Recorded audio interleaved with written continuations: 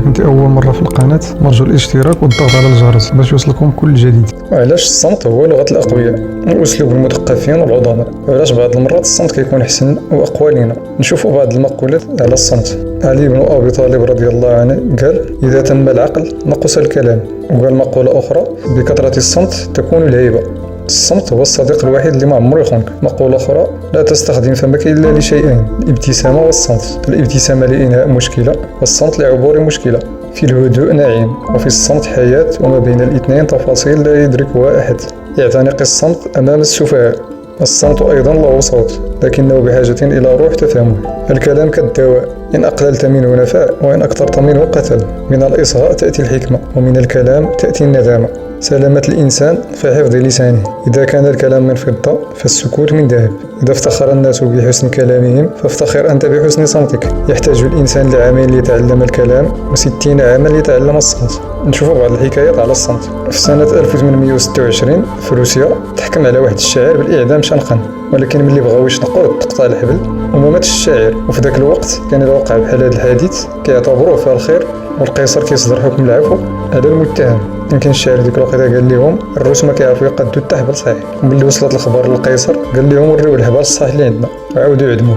وفي واحد البلد اخر تحكم بالاعدام على 3 الاشخاص: رجل دين ومحامي وعالم فيزياء. وكانوا كيستعملوا واحد الاله فيها شفره حاده كتهبط على راس الشخص اللي غيتنفذ عليه حكم الاعدام. وفي الوقت اللي غينفذوا حكم الاعدام على كل واحد كيسولوا على اخر الكلام ديالو. بداو برجل الدين، قال لهم: انا كنامن بقضاء الله وقدره. ملي بغاو ينفذوا عليه حكم الاعدام الشفره الحاده تحبست، ما هبطاتش على راسو وتنقدات الحياه ديالو. وقالوا ليه: قضاء الله نقدك من الموت. جات نوبه المحامي، قال لي: اخر كلام عندك؟ قال لهم: انا كنامن بالعداله. وملي بغاو ينفذوا عليه الحكم وقع نفس الشيء وتحبست الشفره الحاده. قالوا ليه: العداله نقدت حياتك. وملي جا دور عالم الفيزياء قال لهم: انا ما كنامنش بالله وما كنامنش بالعداله، الشيء الوحيد اللي كنعرفه هو علوم الفيزياء. وهاد الاله ديالكم راه فيها واحد العقده في الحبل ما كتخليش الشفره تهبط على الراس. قالوا ليه: شكرا، وحلوا ديك العقده ونفذوا عليه الحكم. هو الوحيد اللي مات. وكاينه قصه اخرى ديال واحد الراجل كانوا عنده مشاكل كثيره مع مرته، الى درجه انه فكر يطلقها. كان ملي كيسالي الخدمه ديالو كيرجع للدار كيتلاقى مرته كتسنى عند الباب، كتبدا عليه بالنكوير وكيبداو في المشاكل، والمشكل بدا كيكبر حتى فكر يطلقها. هذا الصديق ديالو نصحو باش يمشي عند حكيم القريه يقدر يلقى ليه شي حل. وبالفعل مشى عنده وعاود ليه المشكل ديالو، عطاه واحد القرعه فيها شيمه،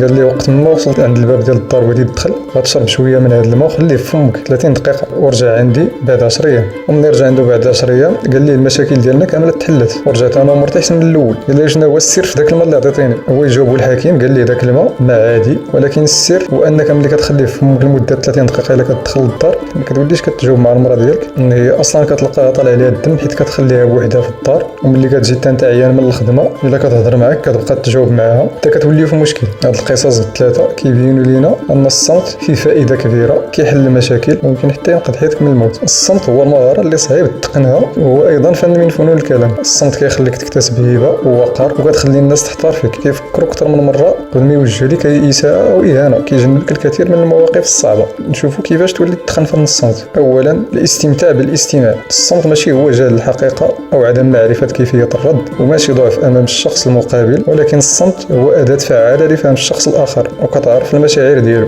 ثانيا حسب الضل 10 قبل ما تجاوب. الا تحولتي من الاستماع باش تجاوب للاستماع باش تفهم غادي تحل اغلب المشاكل ديالك مع الاخرين. غادي تلاحظ اختلاف كبير في التعامل معهم. خصك ما تكونش من الناس اللي ما كتحكمش في راسها وكتجاوب دغيا قبل ما تفكر وتحلل الهضره ديال الاخر. ثالثا سول اكثر. الا كنتي من الناس اللي كيهضروا بزاف تعلم انك تطرح اسئله باش تخلي الفرصه للشخص اللي كتحاور معاه حتى هو يهضر ويعبر على الافكار ديالو، هكذا يمكن لك تفهمو اكثر وكتنمي القدره ديالك على الاستماع والصمت. رابعا الصفاء والتامل. حاول مره تمشي لبلاصه خاويه بحال الغابه ولا البحر ولا الجرده ودير جلسه تامل، هكذا كتنمي القدرات ديالك في التعامل مع المواقف الصعبه، وكتزيد تفهم راسك وكتنقص من المشاعر السلبيه وكتركز على الاهداف ديالك.